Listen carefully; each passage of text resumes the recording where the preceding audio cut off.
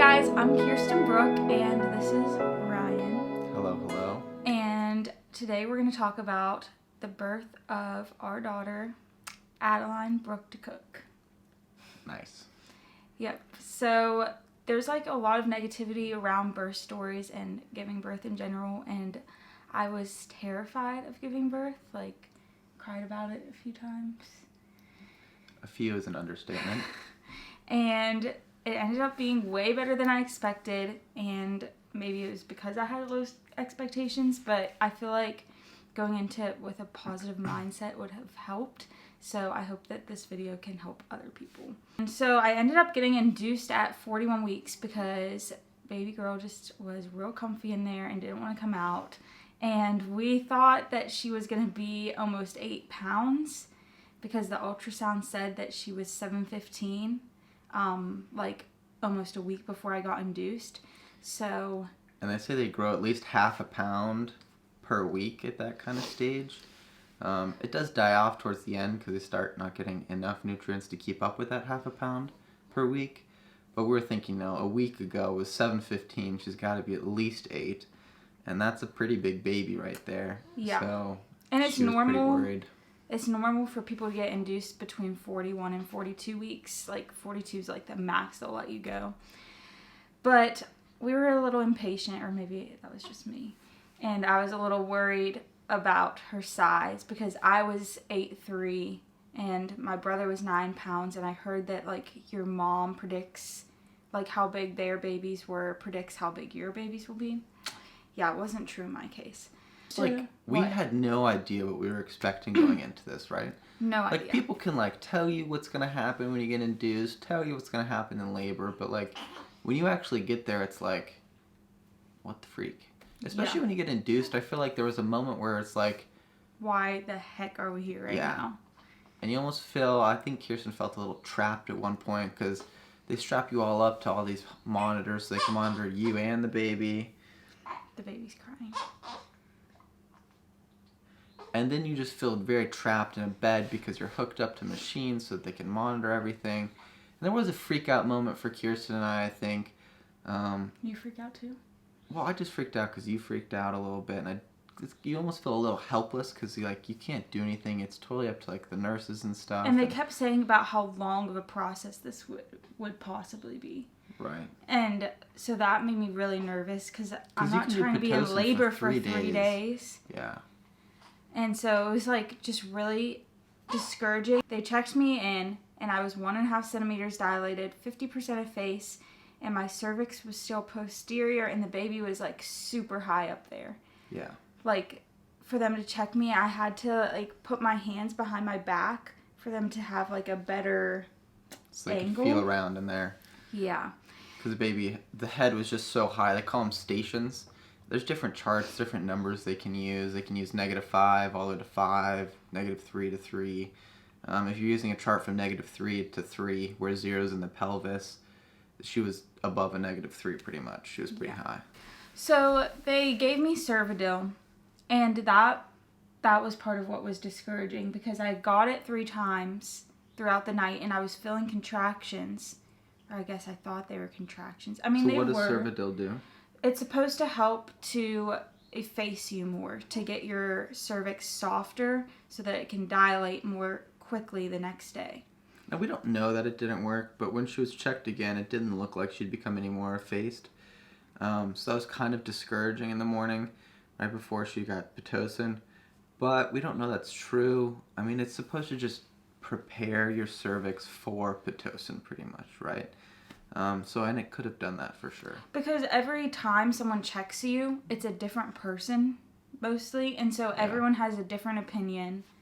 The midwife came in and talked to us, and she recommended us doing the Foley balloon, which is like a catheter that they stick up your cervix, and then they pump it up with air or water.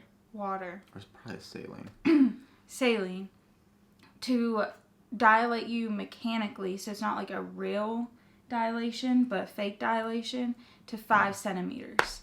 When we mean fake dilation, that just means that like you will be dilated to a 4 or 5, but it wasn't from your body, right? Your body didn't produce the proper hormones to do that, right? So it just is trying to help your body along a little bit. But then after that happens, your body does have to catch up, right? Your body almost has to play a little bit of catch up. But hopefully by mechanically dilating it, it'll signal to your body, hey, this is happening. Let's get going. Yeah. So they started me on that, which was very uncomfortable. But I think that it was worth it because I think that that's what really moved things along. And honestly... And then they started me on Pitocin. And they started off the Pitocin really low at 1 milliunit per minute. And every 30 minutes... No, 1 milliunit per hour. Was it? Yes. Okay, it was very slow. So the Pitocin started, the balloon was inserted, and then we kind of just waited. Yeah. For hours. And you were feeling contractions every once in a while. Yeah. It started to get like pretty... every, 4 to 6 minutes consistent. About? And they were saying that they were in a good pattern, but they kept just amping it up. And I kept having them tighten my balloon. I feel like that was really helpful. Yeah. Then things got interesting. Like the whole day from 8:30 till 5:10. Like a full work day. It's 5:10. Yeah. We're just sitting there playing chess. Yeah, it was pretty boring. It was like very boring. Ryan was like, I did not know labor was going to be so boring. And then all of a sudden... All the movies and everything make it, and like even people talk about it as being this like crazy experience where it's like frantic and everything's happening. I think that's the difference of being induced though. Yeah, for sure. Because that would be like early labor, you'd still be at home. Yeah. And you'd just be kind of like coping with the pain. Yeah. Versus... being stuck in a hospital. Yeah. It was kind of hard being stuck in the hospital. Yeah. I mean, getting induced wasn't bad, like a bad experience at all, but I would probably avoid it if I could. Yeah. At 5:10, things got interesting because I went to pee. I get in there and I bend down to go pee and the balloon falls out into the toilet. And I'm like, oh my gosh, the balloon came out. And it got kind of exciting, right? And then we call the nurse. And she comes in, and then she gives me, like, this giant freaking pad. Like, it's basically a huge diaper. It's, like, bigger than a diaper. It's big. like, legit, like, bigger than my face. And I'm like, holy crap. Like, seriously? Like, this is how much I'm going to bleed after giving birth? That's what I was thinking. Oh, yeah. And then, all of a sudden... As you're putting it on... As I'm putting it on, my water breaks. And then I'm like freaking out a little bit because I heard like once your water breaks, contractions like kick in. Real. Yeah. And so I'm like... But her water breaking naturally is huge, right? Because they were thinking about maybe they might have to break it for her to get things going. But the fact that it broke on its own was the blessing in itself, right? Yeah. And I hear like this pop. And I'm like, did you hear that? And he's like, no. No. And I'm like... Like, you sure and it's then not all of a just sudden the it was balloon? like a gush of water. Well, the balloon was already out. Yeah, but I thought it was just like residual something coming out. Nope. My water broke, and it was so much water. Yeah, and then a little bit after that, you were sitting down, and then I was like, hey, why don't you stand up and get on the ball and move around a little bit before you can't.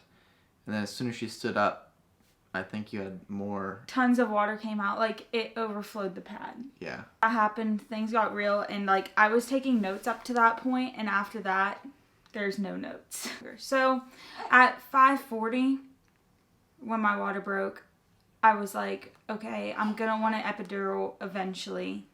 Like, they said that I could get the epidural from, like, the very start. Like, a lot of people do that when they get induced, I guess. But the baby was still so high, I was worried about her getting into a bad position. And, like, my number one goal was to not have a really bad tear. And so I was like, I'd rather deal with pain for a little bit right now than deal with, like, a 4th-degree tear like my mom had and, like, have to get surgery and all of that craziness. So I told her that I wanted to get the epidural eventually, and she said that she'd bring in the cart, and Ryan was like, you do not need the epidural Just a little hint to all husbands out there. I was wanting her to be able to move and, like, do things, so I'm like, you're asking for it pretty early, like, earlier than I thought we discussed. I was trying to, like, you're going to want to move around. You're going to want to be able to, deal with this pain on your feet, moving around, walking on the ball. You're going to want to be able to do positions to get the baby in the right position. But, of course, she won out. But it was a good thing she did because it took quite a while to get the anesthesiologist in there. Yeah, like she didn't come for a good hour and a half. Yeah, it was an hour and a half after that. I think one of our issues was it was right at a schedule change. Yeah, so it was a shift new one change. was coming in. And there was a C-section going on while, like, at the beginning, Yeah. so she couldn't do it right away. Yeah. And so, yeah, I'm really glad that I asked when I did because by the time, like, 7 came around, yeah, it was pretty intense. And I was ready.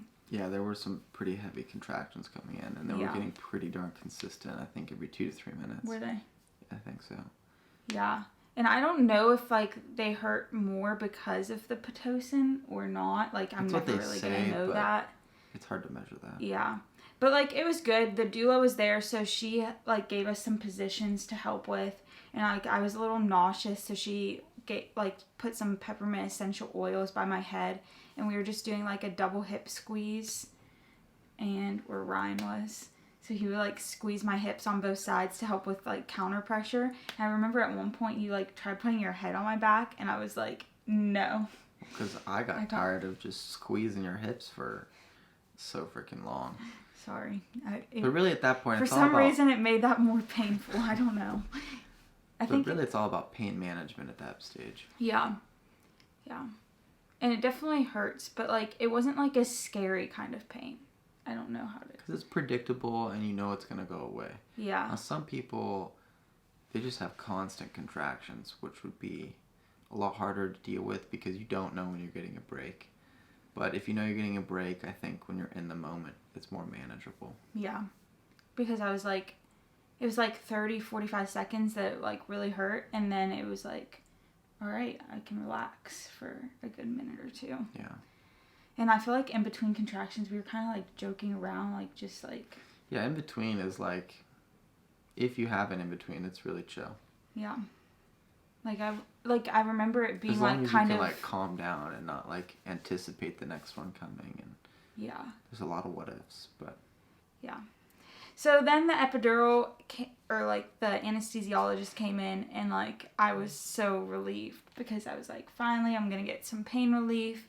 And they also gave me a little bit of fentanyl because at that point, I feel like it would be hard for me to sit still. So it was, like, really good timing to get that. All of a sudden, like, the room is spinning, and I'm like, the room's spinning? And they're like, did you close your eyes? I'm like, nope. But I really don't think they told me when they were putting it in, but whatever. Yeah, the anesthesiologist placed the epidural. She said it was super easy. I'm like, all right, smooth sailing from here. I'm going to take a nap for a couple hours. Or maybe not hours. Maybe. But, like, 20 minutes later, the epidural stops working. That's when I like to say, shit hit the fan. Yeah, it got rough. Because I was, like, mentally done, right? I'm like, I got the epidural. I don't have to deal with the pain anymore. Freak out moment of, like, this epidural is not working. And if I have to deal with this pain, when I thought I wasn't going to have to, it's like this whole mental state of, like, I'm screwed. Because if I told, like, whenever I told anyone about, like, giving birth, I was like, I'm getting the epidural. Yeah. Like, that was my birth plan. I literally have a TikTok about it. Like, my birth plan, getting the epidural. That was, like, the one thing I cared about. But, of course, life doesn't go as planned, especially labor. Yeah. And having a baby. So, yeah, so it was really hard because I could feel pain from basically my hip bone up, but I was numb from, like, the legs down. Right. And so I couldn't really, like, move my legs or anything to, like, cope with the pain. She could move better than I thought she could move. Yeah, I could move, but they were, like, very heavy and very tingly. But I couldn't, like, at that point, I felt like I wasn't getting a break between contractions. Like, they were just coming, like, even in between, it was, like, this aching pain. And so... She was in a lot of pain, and at that point, I'm just like, what in the world? How can I help? Because you really can't help. Like, it's a it's a frustrating moment for a husband. It's very hard to know. I mean, you just are there. You're just there. I remember I kept squeezing your hand really hard. And you guys squeeze it as hard as I thought you would, though. I remember, like, grabbing your neck, though. Do you not remember that? Oh, there was one point you kind of, like, wrapped your arm around me. Yeah. Yeah, so that got intense, and I remember the doula was, like, saying that you guys could do the double hip squeeze, and that helped a little bit, like, in the bed. And the anesthesiologist came back in. It was like an hour later, though. Was it? It was a while later. It took a minute, because the anesthesiologist was just like, oh, no, yeah, it should be working, it'll be fine, like, whatever. And then the nurse had to actually go get the anesthesiologist to come back in. Which was awesome that she did that. And they could totally tell that she was in more pain than she should have been if she had an epidural. I mean, I probably looked in more pain than whenever I first got the epidural. Yeah. Oh, for sure. For sure. So then they realized something was wrong, and then they were willing to give me some more pain medication. Yeah, so they basically just upped her dose and allowed us to click the button like every 20 minutes to like, I guess, discharge another bolsa. Is that what they called it? Bolsa? Something like that. I don't remember. Bola? That doesn't sound right. Bolus. Bolus. Yeah. That was Portuguese. And they gave you some other injection to, like, catch up the epidural, I think is how she made it sound, so that it could manage the pain. She said this was super rare, so, like, don't be scared of this happening to you. She said it happens, like, once a month, and that someone that was, like... have, like, 10 births a day, so it's not, like, very common. Yeah. But once it kicked in, it wasn't, like, 100%, but it was, like, 90% kicked in that I was able to, like, relax. I remember you started kind of taking a nap. Well, I was just chilling there, hoping that everything was working out. I was clicking the button every 20 minutes to make sure to stay on top of it. Just kind of watching YouTube, chilling, because she was fine. And then you were kind of almost going to sleep. And then I was trying to sleep. I'm like, okay, she looks fine right now. I'm going to try to sleep for 20 minutes. In case things wore off and I was going to have to be needed again. So I basically tried to go to sleep. And then midnight hit, and that's when the midwife was going to come in and check her again to see how things were going. So she comes in, and I the nurse came in first. Oh yeah, the nurse came in. Because she saw something on the tracker, like the fetal monitor and the contraction tracker, that made her think, oh, she might be dilated fully. Yeah. And about 20 minutes before that, I would say, I was talking to Pam, and I was like, I feel like pressure in my butt. Yeah. And I was like, I think that's a sign. But we were just thinking, hopefully the baby's head has dropped a little bit. Yeah. Like, you know, and last time we checked, she was 5 centimeters. So I was just hoping, let's just get to 6 centimeters. We just need some sort of progress, something positive news. So the nurse came in, was about to check me, and then we were like, well, the midwife's about to come in, so she should just go ahead and check. Yeah. And so the nurse called the midwife, and she was like, yep, I'm headed there right now. And she came in, and all of a sudden she starts feeling around and is like, you guys ready to have this baby? And I was like, and I had just like kind of woken up, and I'm like, wait, what? Like, I was waiting to hear like a dilation number, like 6 centimeters, and she's just looking at me like, you guys ready to have a baby? And I'm like, wait, right now? Like, she's dilated? Like, we're ready to go? She's like, yeah, let's go. And then everybody starts coming in the room, getting ready. It was crazy. Moving Kirsten in position to start pushing. And I'm just like, whoa, that came out of nowhere. And I remember thinking, like, how the heck am I going to push this baby out? Like, I have no clue how to push. Yeah. But then the midwife kind of told you, hey, just make this face, keep your mouth open. Like, keeping your mouth open and being relaxed in your face, because it relaxes everything and helps you push the baby out. So... yeah, I think it worked because I was pushing for like 50 minutes and Ryan was not going to look, I thought, but he was looking like the whole time. It was honestly fascinating to me, right? So like I go into this thinking it's going to be like a horror movie, right? Like it's going to be this like crazy screams, like horrible experience, all this. Well, we also heard screaming like in the doors next to us. I thought it was going to be this crazy like horror movie. And it ended up being more like a documentary in my eyes, because In between contractions, Kirsten basically fell asleep, right? So she's just chilling there, and I'm talking to the midwife who's right here because I'm holding Kirsten's leg. Midwife is in between her legs, and at some points the baby's head just starts coming out and then will go away, coming out and go away, and I'm just asking all these kind of questions about the canal and how this is working, and what the baby's currently doing, how everything's getting ready, right? And the midwife was super awesome, answering all my questions, and we were just kind of having fun, learning stuff and going back and forth. And she was also super awesome because she knew Kirsten was really worried about tearing, and that it ran in the family, whatever.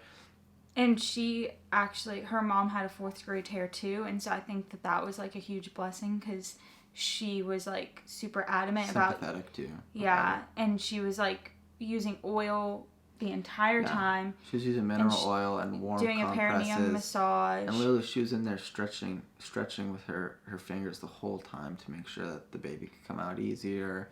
And she was really awesome. Yeah. So I was pushing. I was getting close. They said I was worried that like the baby wasn't going to have room too, like in my pelvis.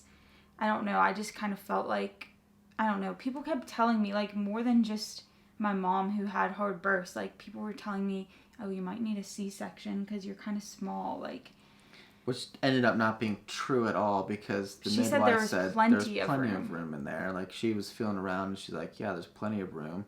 So we didn't even really need to change her pushing position at all to like make more room. So totally fine there. Yeah. So once the baby's head came through the pelvic bone, then they were asking me if I wanted a mirror. And I was like, I'm not sure, maybe. And so they just brought it out, and it was so cool. Like, I think that really motivated me to... Because you can literally see, like, when she's pushing, the baby's head, like, comes out, right? And then when you stop pushing, it goes back in a little bit, right? The saying is 2 steps forward, 1 step back, right? Which is totally true. It's exactly what happened. And so it was a pretty cool experience. Yeah, I was pushing with the mirror. It was super you seemed to motivational. like the mirror. And the midwife even like let Kirsten like reach down to like feel the head. Oh, that was cool. Which was super cool in my opinion. Yeah, because I was like the first person to feel her head. Yeah, it was cool. Very cool. And yeah, I felt like I was so much more motivated and it went so much more quickly. Maybe it was just because it was already close. Yeah, it was almost like I was cheering Kirsten on at a track meet back in high school, right? Yeah, like, it was like pretty like...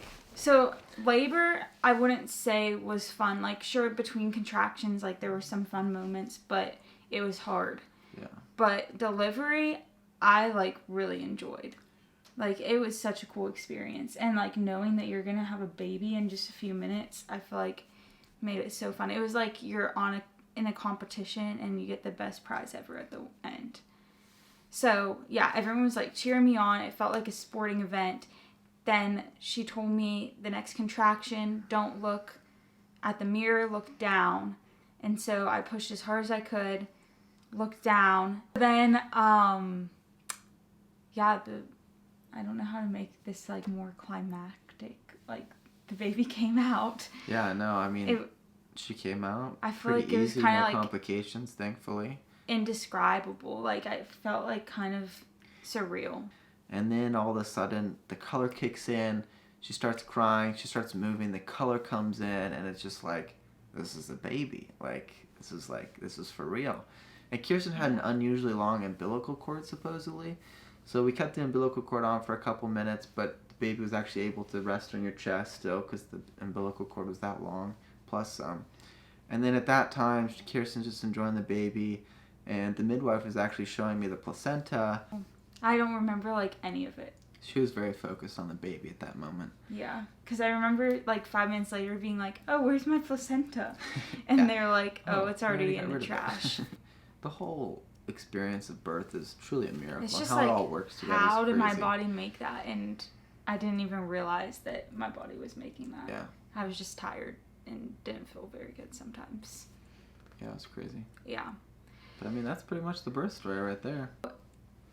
Yeah, then they gave me food. It was like 1 a.m., so it was just like hospital She hadn't eaten all food. day since she got the Pitocin. Well, we snuck a couple of snacks. A little bit. But not like anything real. Real meal. Yeah. So it felt good to eat and felt good to like call our parents and show them the baby. Yeah. And then, yeah, we were stuck in the hospital for another good day. Yep. And Ryan was super cute also, Shut up. about the baby. It's my baby. It's my daughter. Yeah, it's a crazy thought. It still feels not real. Kind of. Yeah, Except it's whenever weird. I'm like feeding her at like 4 a.m., then it feels real.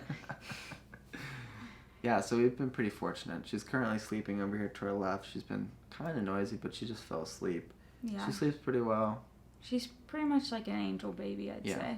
So we've been very lucky and blessed that the whole birthing experience was super awesome. And I did tear. I had a 2nd-degree tear, but it wasn't in like the perineum area. So I just needed 4 stitches, and I had another little cut. So yeah, it was a good experience. I'd say like 9 out of 10. Would do Wow. it again. Wow.